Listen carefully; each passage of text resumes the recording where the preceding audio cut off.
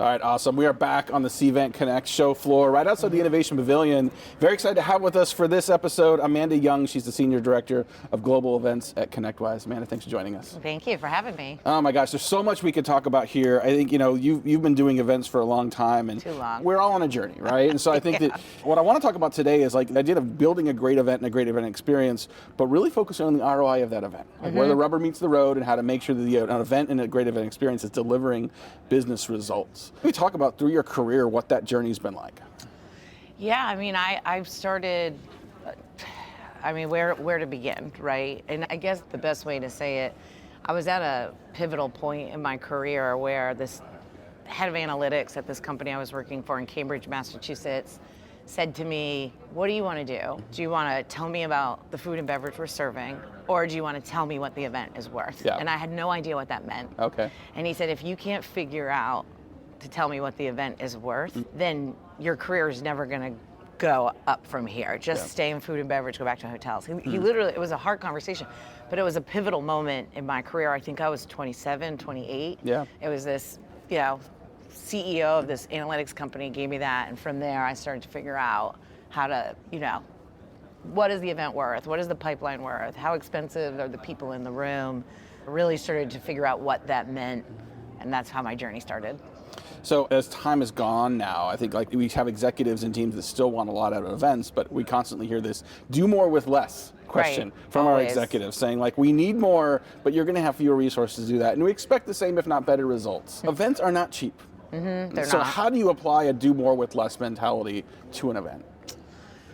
Oh, it's a good question. I think we're running into fixed costs that are non-negotiables right now just because of the way the world is working. Your food and beverage costs, audiovisual costs, even print signage costs. There's these things that you need for your event to be powered that are non-negotiables. But when we start talking about do more with less, you really have to look at what you're investing into the creative strategy of your event, then what you're looking into, the data from your event, how you're crunching those numbers, what you're doing with that information, and making sure you have a plan. You need to have a creative plan for what you're going to execute on site as the experience.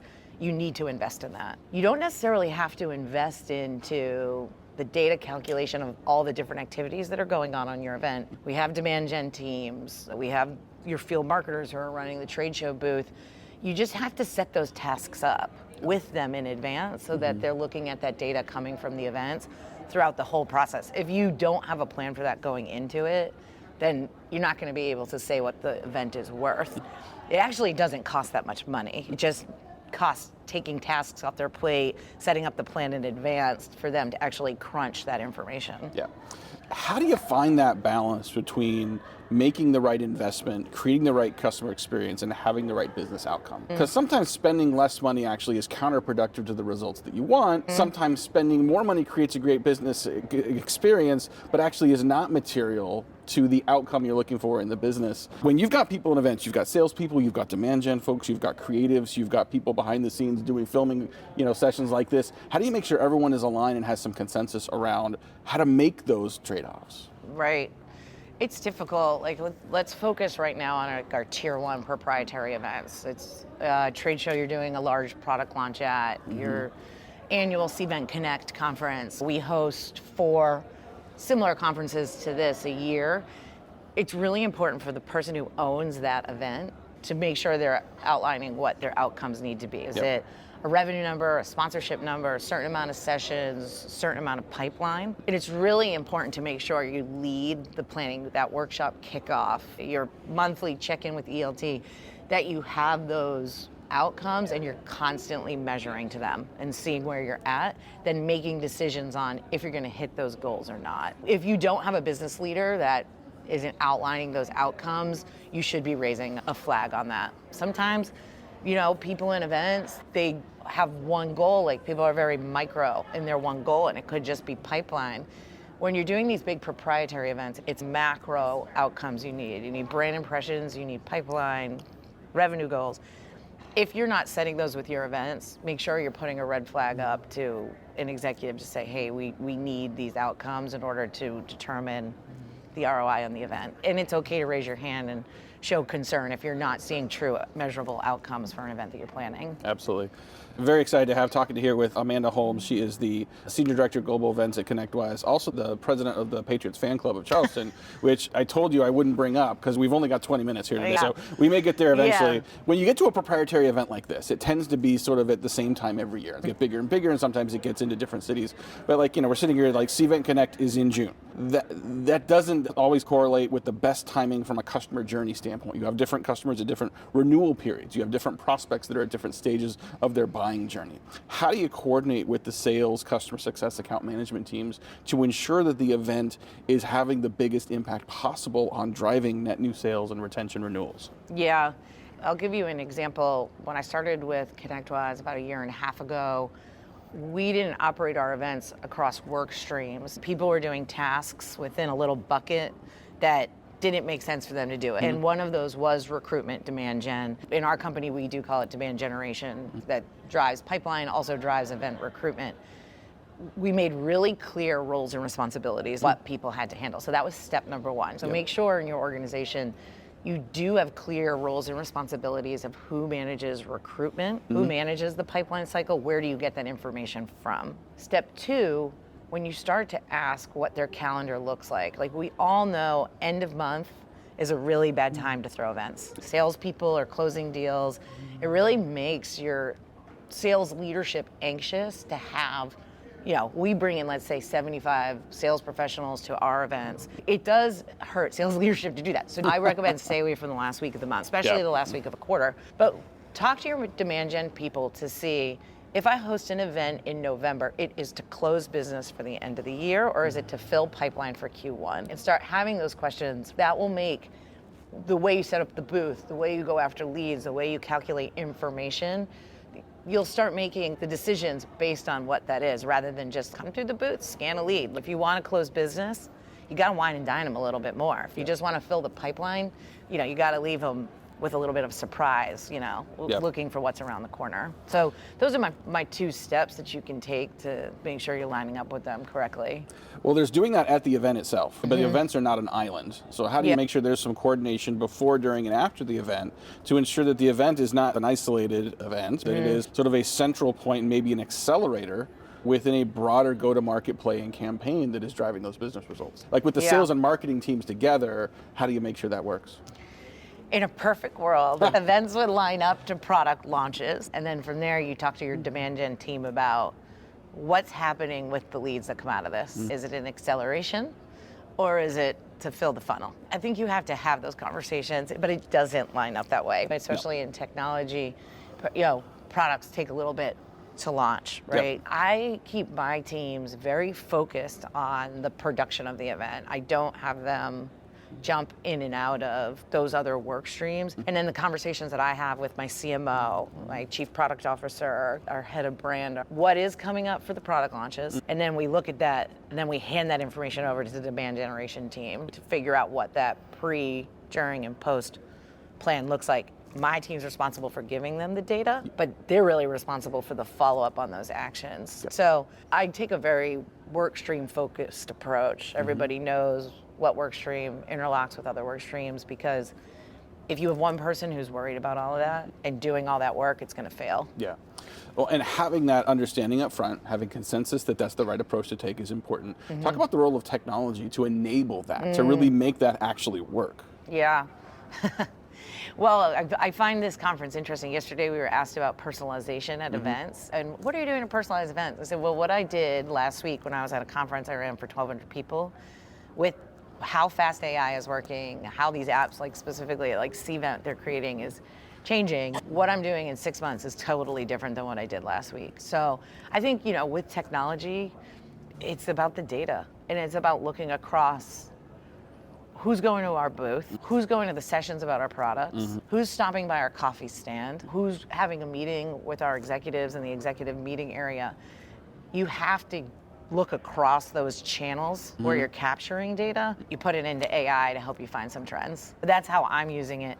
Now, my head of demand generation, he has some more calculations. He used a little bit more formulaic, but I'm constantly talking to him about, hey, here are channels where I'm capturing information. I'm gonna give it over to you.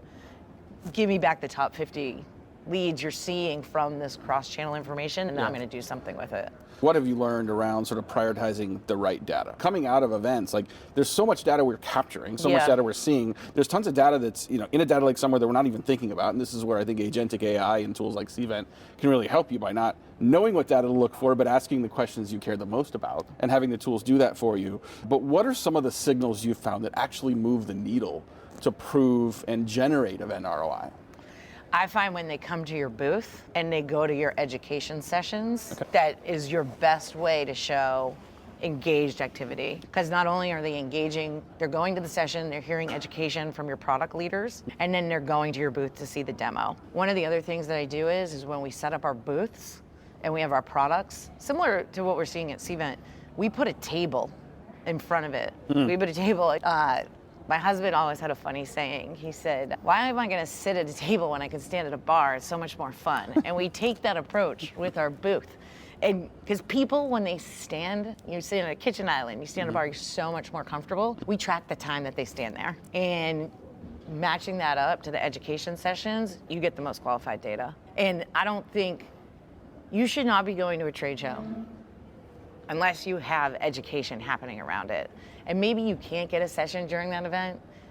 Do a round table at a coffee shop. Do something where you can match your booth with some sort of education, because you'll find that those will be the most qualified leads. Right. I want to talk about scorecards. And I know that there's all this data sort of often manifests itself in a cascade of scorecards. Scorecards you use in an operational team may not be the level of detail you want to show to the leadership team. So when you go back to the C-suite, what's on that scorecard? What are the metrics you're showing to prove event ROI? Going to over 500 trade shows a year across all the businesses. Our scorecards, we measured ROI per square inch, because we had sophisticated tools to do that.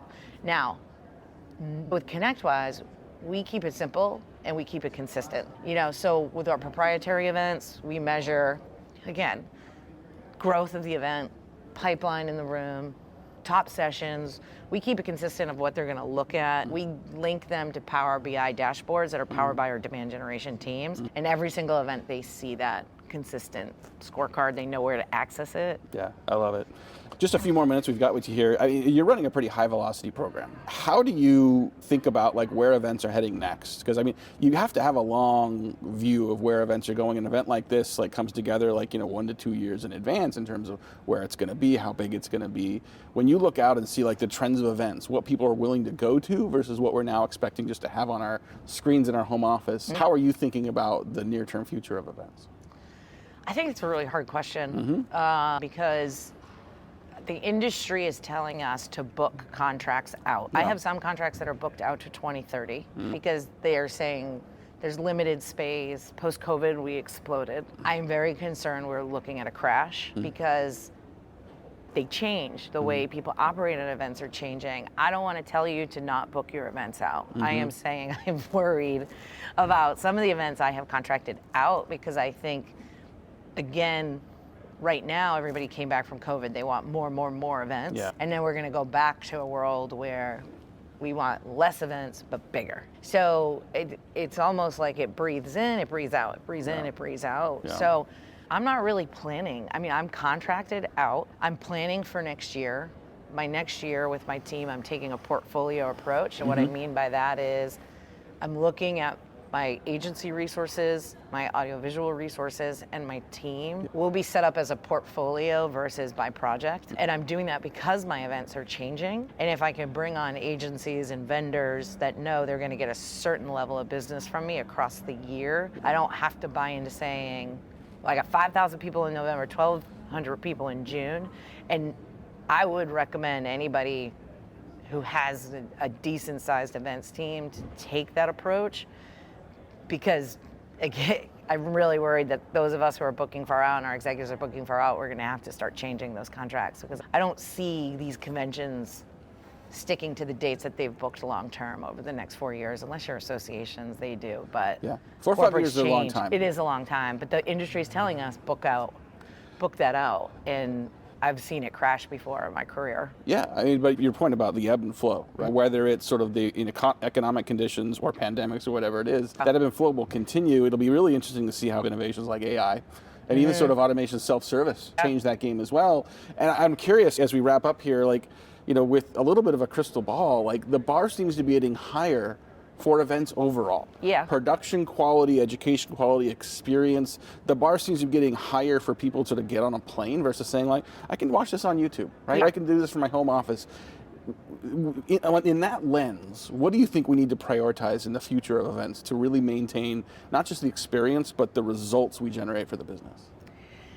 We saw Q1, everybody was traveling. Then we saw the data for Q2, people aren't traveling as much. I think it was down 30% in the keynote yesterday that they talked about. You gotta make sure you have a story to tell. You gotta make sure you have survey results, you're capturing survey data on site at any event that you're going to. You have a story to tell about what's happening at the event, because that can be the only driver of what you're gonna do with it. You know the dollars and the cents, you know the outcomes that are coming from it, and then you give it to leadership to say, make a decision. And really, we have to stop beating ourselves up about it. Like, virtual's fine, but unless it's 1 minute, 40 seconds, like, people aren't consuming it. They are consuming it here. Everybody just make sure they have a story to tell about their events. So when the question comes to you about this, you can speak to it intelligently, give them the scenarios of how to move forward, and then let them decide how to move forward. Mandy Young, Senior Director of Global Events at ConnectWise. Thanks for a few minutes here on the show. Yeah, Really I know, appreciate thank you.